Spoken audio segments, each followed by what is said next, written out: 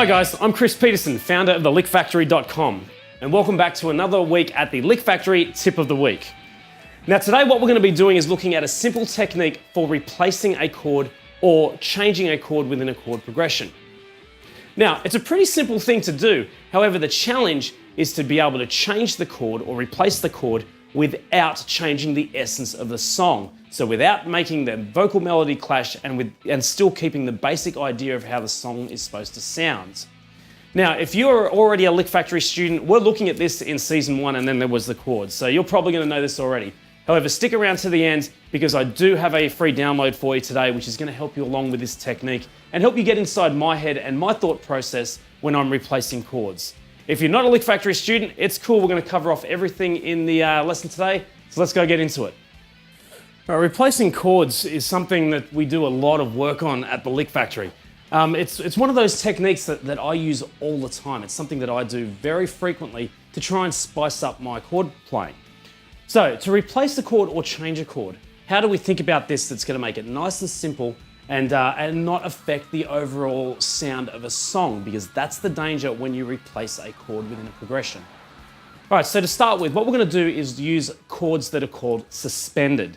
Now, a suspended chord is basically where we take the third of the chord. So a standard chord has the first, the third, the fifth. And we're going to take that third, and we're going to make it either a second or a fourth. So we end up with a 1, 2, 5, or a 1, 4, 5. So when you play them together in the context of the chord, so if I take an A, for example, that would be the A major.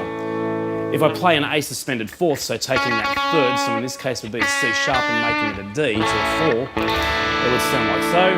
And then if I made it a suspended second, so I'd drop that major third, the C sharp, down to the B, and I'd end up with that. So we're going to use these chords to change up a chord progression, or to use these chords to replace a standard major or a minor chord. Now, what that enables you to do is get a little bit of chord movement within, or tonal movement within your chord progressions that usually wouldn't be there. So a good example of this is Bon Jovi's Wanted Dead or Alive. It's a great example of it actually, because you've got that major third there, and you're coming up to the suspended fourth, back to the major, back to the suspended second, and to finally finish on the major. Now that's a standard type of progression or standard way of using suspended chords to enhance your chord playing. Now you can use that on any major chord. So say an A, for example. You could even use it on the minor. And see, especially when you are using a suspended chord to replace a minor, it still suggests the minor because the minor's in there. So the tonality's been set for what the suspended's going to be, because a suspended chord is going to be neither major nor minor because there is no third. So in any case, when you're replacing a chord then, you can basically take a suspended fourth or a suspended second and use it at any point to chuck it in and replace any chord in any chord progression.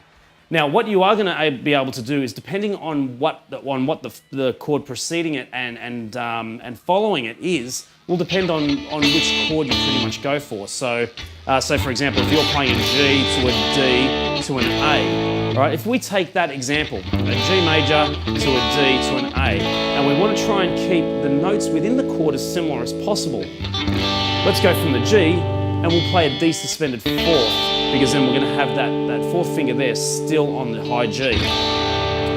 And then we go to the A, we'll play an A suspended fourth as well, because then we're going to have the D there, which is remaining from both the G chord and the D chord, still hanging over in that shape, so we can play that suspended fourth instead of the A. Right, now you could also replace those all for suspended seconds. So a G to a D to an A, we could play a G suspended second instead, to a D suspended second, to an A suspended second. And it still sounds cool. So the suspended chords enable you to just chuck them in at any given point to replace any major or minor chord, to replace those chords or to change those chords without a hassle, and it's not going to affect the overall tone of the song. Now, using suspended chords to replace a chord or change a chord is only the beginning of this whole technique of replacing chords or chord substitution. So what I've got for you today is, in the description for this video down the bottom there, I've got a link that takes you over to the Lick Factory site. And I have a PDF book, which I actually released a little while ago, called The Ultimate Chord Guide Volume 1. Now, the thing that makes this chord book different than any other is that it sits there and it talks through not only your standard shapes, so it'll give you a couple of different ways of playing one shape, and then it'll give you 2 or 3 substitutions. So 2 or 3 different shapes that you can use in place of that. And it does this in every key with major, minor, and dominant 7th chords. So usually that's $27, but today I'm actually giving it to you for free. You just click on the link below, chuck your email address in, and I'll flick you over the download link immediately.